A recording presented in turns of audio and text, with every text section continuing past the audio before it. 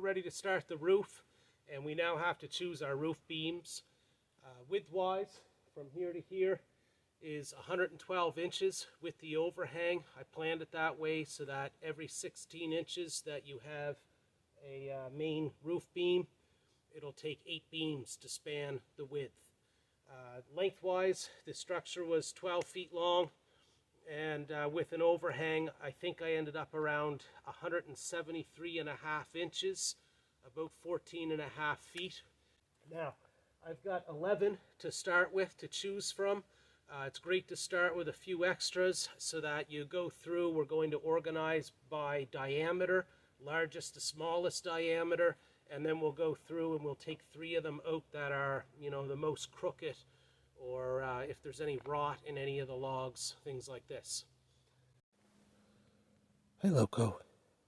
Good boy. Okay, we got our 8 roof poles picked out down below there and arranged from largest to smallest diameter. Here's a look at our beam at the top of our building. There's the level on it, pretty good. Again, the low end is going to be the larger diameter logs. And our next step now, we're going to tick off starting here at the end every 16 inches to where we're going to put a roof pole. The first roof pole is about to go on. I had to measure the overhang on either end to try to even it up, and it comes to about 14 inches on each end. And now we're going to spike them in. The diameter up on this end, I can get away with a 4-inch spike, and on the larger back end, I might end up with a 6-inch.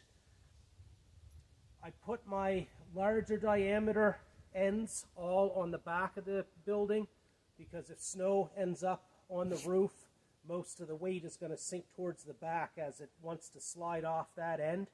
And so I put the stronger diameter pole down at the back end of the building.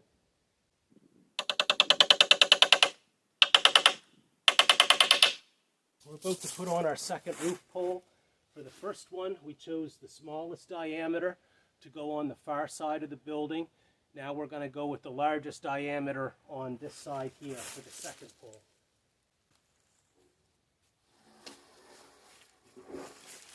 Here's a look at the diameter of these. I think they range from around 3 1/4 to 3.75 inches, roughly, at the base of them. I may have mentioned already that we left an overhang on each of the walls, and that's for several reasons, one of which is to help getting your logs up on top of the building once it gets this tall. With the overhang now, I can put one end on an overhang over there with this end up into place, and now I've already got my log up this high, one end at a time, put it up the rest of the way. Okay, never leave your hammer on top of your ladder. I just had it hit me bad here in the face. We're going to try something here to ensure that all of our overhang is even along the back end. Our first roof pole is already nailed down on that end, and then we're going to run a piece of string from there over to the butt of this one.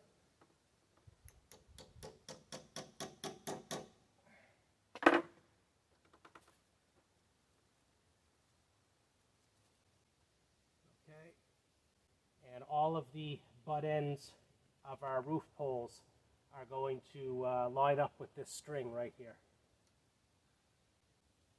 We'll also use this string momentarily to take a few measurements from here in and through the middle and that side, and make sure that my second roof pole lines up the overhang with the first one that we've already nailed down.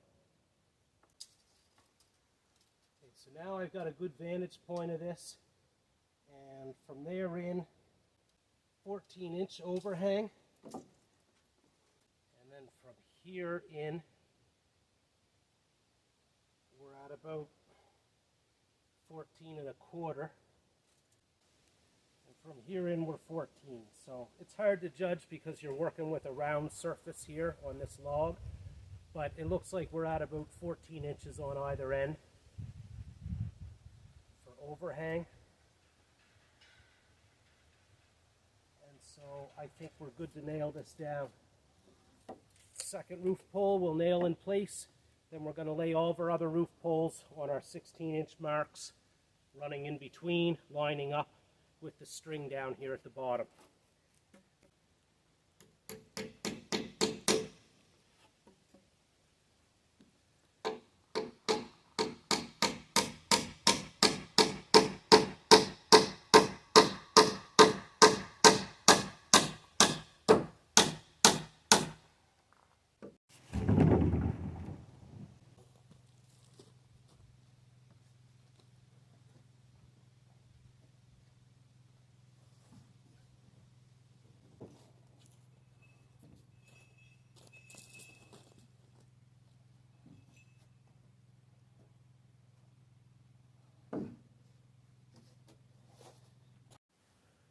Okay, so here's a look across the roof with the roof poles on.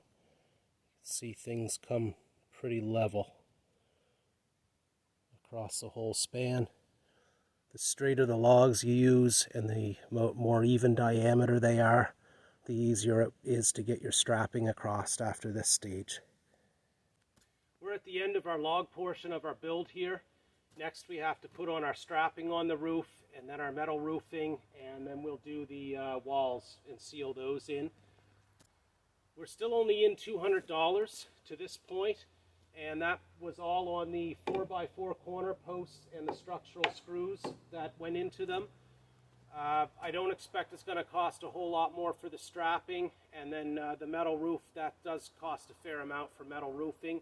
But all in all, we're going to build this shed for maybe less than $600. Okay, so going back to the overhang that we used here on the sides and on the front, we already mentioned that that helped us to get the logs up high on the building. Another reason that we had to do this was because I had a foundation stone here that came out on the corner a little bit too far, and so to keep a truck or something from running into that, I wanted to have these here and the roof line come out a little bit, you know, just to keep vehicles back from the building some.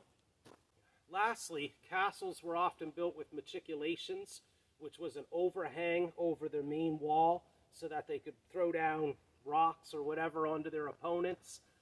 On a blockhouse, they used to either build the second story larger on all sides than the story below it so that you had an overhang, or they would build that second story at opposing angle to the bottom one. In either case, it gave a bit of an overhang for people from the top floor to shoot down at anybody who was trying to come into the wall of the blockhouse. Now, we can't get into a second story on this, but just to mimic the look of a blockhouse, we did leave an overhang here like this. And I guess it might keep people from being able to scale the building. It would make it a little bit harder having that there, but otherwise it's just for cosmetics that we've done it. Here in the front is going to be our observation window. And here on the side, just under the overhang, so the overhang provides a little bit of shade, and we're going to have our side observation window there. There's a look again at the stone foundation supporting it. Here's our logs running into the first gatehouse that we built. We'll slide those aside.